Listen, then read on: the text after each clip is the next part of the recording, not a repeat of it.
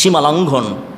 গত বুধবারে আমরা দেখলাম টেলিভিশন, মোবাইল, ইউটিউব, ফেসবুকে দেখা যাচ্ছে ঢাকা বিশ্ববিদ্যালয়ে গত বুধবারে একটা কাহিনী আপনারা দেখেছেন যে একটা ছেলেকে চুরি করার জন্য, তাও আবার স্পষ্ট না, সন্দেহজনকভাবে তাকে কি করেছে, ধরেছে এবং এমনভাবে পিটিয়েছে সাথে সাথে মৃত্যুবরণ করেছে।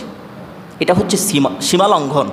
চুরি করেছে, তদন্ত হবে, প্রশাসনের লোক আছে, এরপরে না তার বিচার হবে, কিন্তু আপনি সন্দেহ করে আপনি এমনভাবে বেদাঘাত করলেন যে সঙ্গে সঙ্গে মারা গেল। এটাই হচ্ছে সীমা লঙ্ঘন করা। চুরি করার জন্য তো একজন মানুষকে আপনি মেরে ফেলবেন, এটা তো ন্যায় বিচার না। ইসলামের যে দণ্ড, একজন চোরকে সর্বোচ্চ কী করতে হবে, হাত কাটতে হবে, কিন্তু আপনি এমনভাবে মারবেন, মারতে মারতে আপনি মেরেই ফেলে দিবেন, এমনটা ইনসাফ নয়, এটা হচ্ছে ন্যায় বিচার নয়।